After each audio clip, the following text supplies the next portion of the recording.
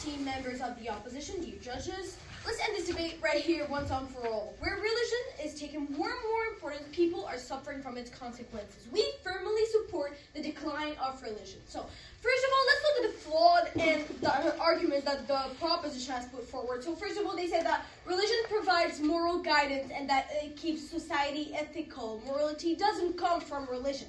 It comes from empathy, shared values, and reason. Secular countries like Sweden rank the highest in human rights and equality and trust, not because of religion, but because of strong secular values. As religion declines, ethics actually become stronger, not weaker, because they're grounded in flourish, not fear or based on not fear or tradition. So, second of all, they talk about how religion encourages charity and good citizenship. So, religious giving often comes with strings attached, like evangelism, guilt, or pressure. And secular societies can be just as generous without the baggage that the decline of religion doesn't make people selfish. It creates space for genuine altruism, not acts out of fear and obligation. Then they talked about the Quran and the Bible. I'd like to say that they are not proof of any scientific facts. In fact, the opposition doesn't provide any evidence that backs up the claim that they treat scientific issues. In fact, of the facts in here, half of the facts in the Bible and the Quran are surreal and are not scientifically explained. They talked about how the Bible and the Quran, they talk about like scientific issues such as the existence of people and all, but they don't give a lot of information like the multiverse, the depth of ocean, and even more scientific complex issues. Third of all, they say that like religion preserves culture and traditions.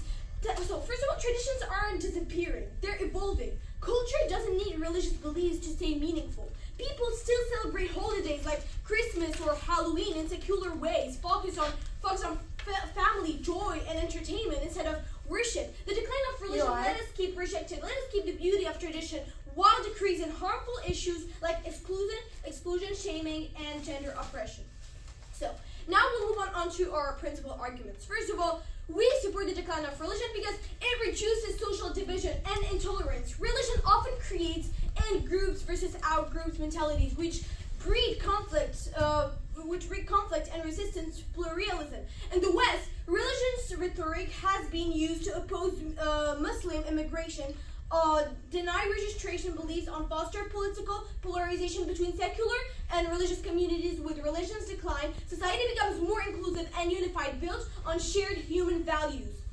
Second of all, we support this decline because it clears the way for science and progress. Religious ethics, once again, has frequently held back advancements in scientific medicine and education by clashing with evidence based on numerous factors. Religious lobbying has delayed numerous sex education, or even like restricted access to contraception and undermine trust in evolution and vaccines. A secular society fosters innovation, and rational policies make helping address real-world problems like climate change and public health without superstition and censorship.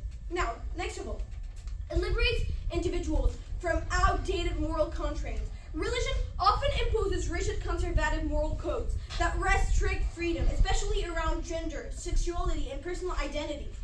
Religious doctrines have historically opposed some same-sex marriage, abortion rights, and gender equality. Even today, some religions still impose arranged marriage for women who do not consent. Like, they don't even care about the age gap between them. It could be like 25-year age gap. Nobody's gonna care.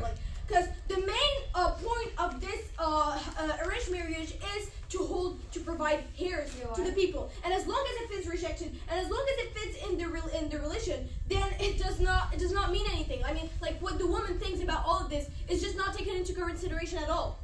So another problem is polygamy, for example, rejected. I won't be taking any POI till the end of my speech. Thank you. So another example is polygamy. A man can marry like 7 women or even like 20 women for all he cares, but like the woman, they don't have the right to say what they think. They don't have the right to say like, I'm not approving of this. Like, you're not supposed to do this, because in the end, the same goal is always the same. Heirs are all in the name of religion.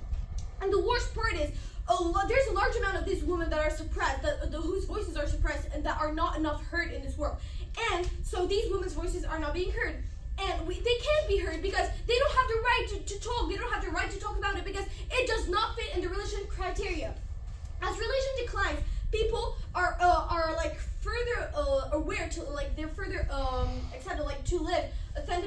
and make moral choices based on empathy or reason, and not consent of fear, divine punishment, or social exclusion. So, I want to give another example about Scandinavian countries. Scandinavian countries, they have the highest rate, as my team has previously said, of human rights inclusion, or they don't have a lot of crime rates. They're one of the safest countries in the world, actually. And they don't need religion to advance like that. They're super developed. Like when you compare them to, for example, Brazil, well, it is super developed. And why? Because it does not rely on religion. Not entirely. People are free to do whatever they want because they are not restricted by you. So yeah, that is one of the examples I wanted to say. Again, I want to point out that the Quran and the Bible, they are not proof. They're simply like books.